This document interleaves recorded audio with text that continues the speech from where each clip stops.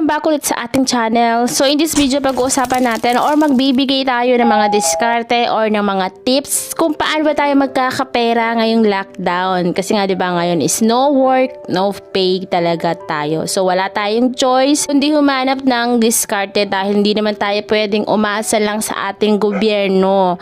Kasi alam naman natin, hindi lahat tayo masusuportahan o hindi for 1 month mabibigay ng gobyerno yung ating pangangailangan. So ngayon talagang mga panahon na ganito, nasusubok ang diskarte ng mga Pinoy. Tayo mga Pilipino, mga diskarte tayo, hindi tayo basta-basta nasuko sa mga ganyang pagsubok lamang.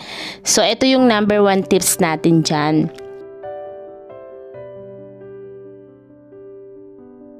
Food delivery or ganito yon. Pag sinabi mo gano'n, magluto ka sa bahay ng mga pagkain, mga ulam, mga merienda, yung mga ganyan.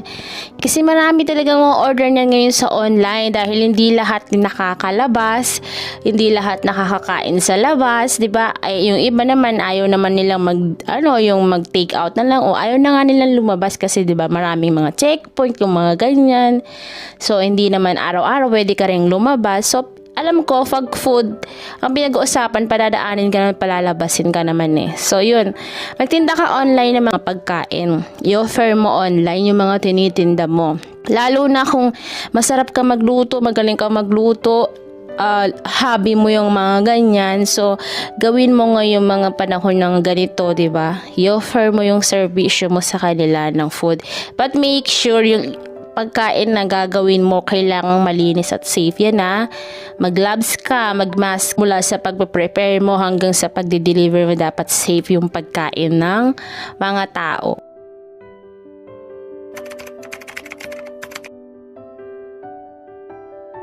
Runner ka sa mga kapitbahay mo, i-offer mo yung servisyo mo sa kanila. So hindi naman lahat namimili kasi hindi naman lahat may mga motor, may sidecar, may mga service kasi dito sa amin bawal lang namamasada.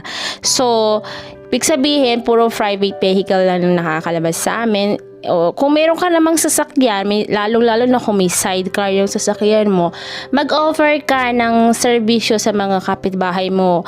Pwede mo silang allocate na ikaw na lang ang bumili ng needs nila, 'di ba? Like medicine, like mag-grocery sila or mamamalengke sila kasi sobrang dami rin naman ng tao na mamamalengke, so at least makabawas-bawas man lang sila sa mga taong lalabas, diba? Kung isa na lang, yun eh kung kaya mo ha. Yung kayang-kaya mo lang, halimbawa sabihin 3 katao, 4 na katao, kaya mong ipamili, go, gawin mo, okay?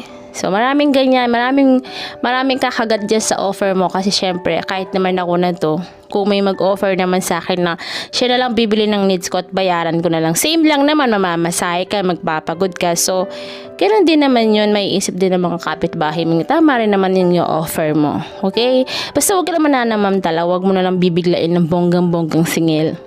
Maging fair, patas ka sa isisingil mo sa kanila. Yung sa tingin mo tama lang para sa pagod mo, okay?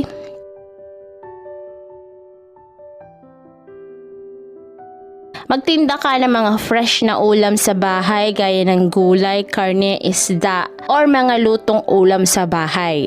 Kasi nga, gaya ng sabi ko, hindi lahat nakakapamili at hindi lahat masipag lumabas pa ng bahay, di ba? So pag yan, inilapit mo na sa kanila ang tindahan, inilapit mo na sa kanila ang palengke, parang mobile market ba tawag doon? Basta gano'n. Ikaw, magtinda ka sa bahay mo. Yung mamamalengke mo, minsanan ka na lang bumili. Tinda ka sa bahay ng mga ganyan, lutong ulam, mga fresh, gaya ng gulay, yung mga basic needs, mga gulay, karne, isda, yung mga gano'n. Mga basic, sibuyas, bawang, mga ganyan. Kung nandyan na yung palengke malapit sa akin, o diba, kung may magtitinda naman sa kapitbahay ko, why not to na lang? So hindi naman siguro ginto yung presyo ng ititinda niya para hindi ko ma-afford. Ganon. Kaya yun ito yung na-offer ko sa inyo, ito yung sinasabi ko sa inyo sa mga taong willing lang na gawin to ha. Hindi to lahat, hindi applicable to sa lahat, okay? Doon lang sa mga tao na talagang gustong-gusto nilang kumita or dumiskarte ng pera ngayong naka-lockdown tayo. ka ng store sa bahay mo. At least, di ba, kahit nasa bahay ka lang, kikita ka kahit paano. Kasi hindi, imposibleng walang bibili sa'yo. Sabi ko nga, so hindi lahat nakakalaba. So, mag-open ka ng store kung may malaki-laki ka rin naman pera, di ba? Go! Mag-open ka ng store. Marami kang maiditinda dyan. Lalo lang sa panahon ngayon, hindi na magiging choosy ang mga tao sa kakainin. Madalas nga, dilata lang, di ba? Madalas, noodles lang din yung mga relief sa atin. So, ayan, basic needs sa tinda mo, kape, asukal, yung mga mantika, ganyan. Okay?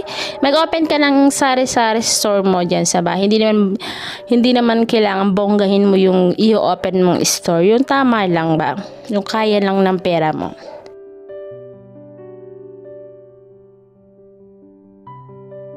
Last option na lang to as a favor sa mga friends and kamag-anak mo. 'Di ba? Sa mga relatives. Kasi hindi ito pwede maging first option dahil kung hihingi ka ng tulong, hindi naman araw-araw bibigyan ka ng mga yan kasi may mga sarili din silang pamilya at may sarili din silang pangangailangan. So hindi nila masusustain yung araw-araw na pangangailangan mo ng buong buwan na ibibigay nila sa'yo. Ito yung last option mo, manghingi ka or mag-ask ka ng favor sa mga kaibigan mong nakaka-LL dyan, yung mga nakakaluwag-luwag. So yun, kung wala ka na talagang option, yung panghuli na lang talaga, wala ka nang maisip. Yan. Pwede kang humingi ng tulong sa mga kamag-anak mo na pwede mo namang utangan, but make sure pag nangutang ka, babayaran mo yan ha, after ng crisis na to ha. Huwag mong kakalimutan ang utang mo, okay?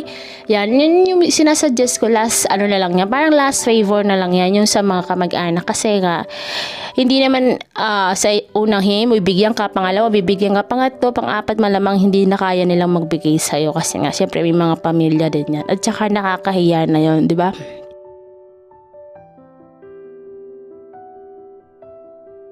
Ito yung pinaka-importante, huli at pinaka-importante sa lahat. Dapat matuto tayong mag-ipon ng mga emergency fund natin. Yan yung sinasabi na mag-ipon ka habang malakas ka, habang may kinikita ka, kahit papano 20-20 sa isang araw, ganyan. May ipon din yun kahit malit na halaga lang. So habang malakas kang kumita, habang may trabaho ka, dapat talaga mag-ipon ka, wag yung masobrang luho ka. Walang masama sa pag-iipon at pagtitipid paminsan-minsan. As long as hindi naman yung kalusugan mo. 'Di ba? Yung mga extra money mo na yan. Hindi mo naman kasi pwedeng sabihin na wala kang magiging extra kahit piso lang, barya lang yan. Meron yan So, hindi importante kung magkano halaga ang iipunin mo araw-araw, linggo-linggo, monthly. Ang importante, natututo ka at nagsisimula kang mag-ipon.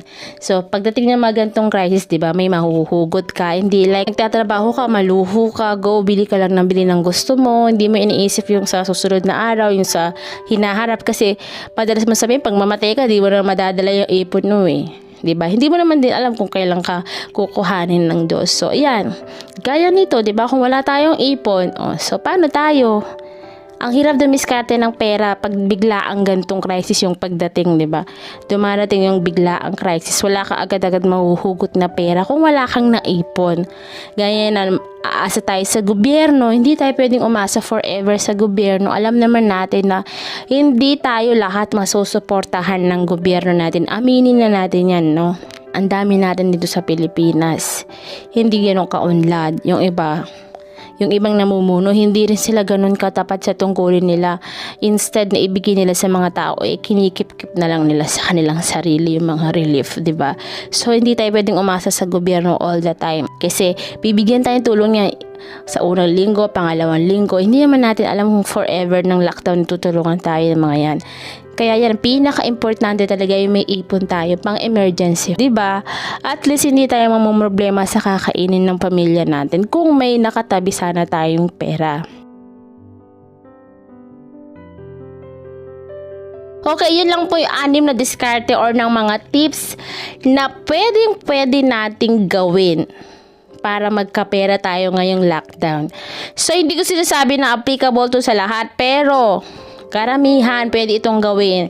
Karamihan sa atin magagawa tong diskarte na to. Napakasimpleng bagay lang po na kaya natin tong gawin para magkapera lang tayo ngayong lockdown. Okay?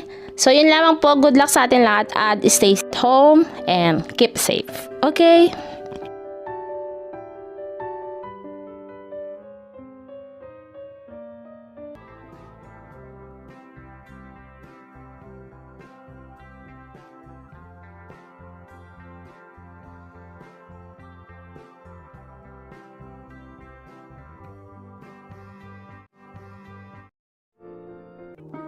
Dati ang aking buhay ay kulang sa sigla. Gandang taglay ko ay hindi nila makita. Ngunit nang ikaw ay makilala, ang beauty ko lililingon na. So pick and pack, shop till you drop. Sa Easy Shop, gagandang buhay. Pick and pack, shop till you drop. Sa Easy Shop, mundong magiging makulay. Pick and pack, shop till you drop. Sa Easy Shop, gaganda ang buhay. Pick and pack, shop till you drop. Sa Easy Shop, mundo'y magiging makulay.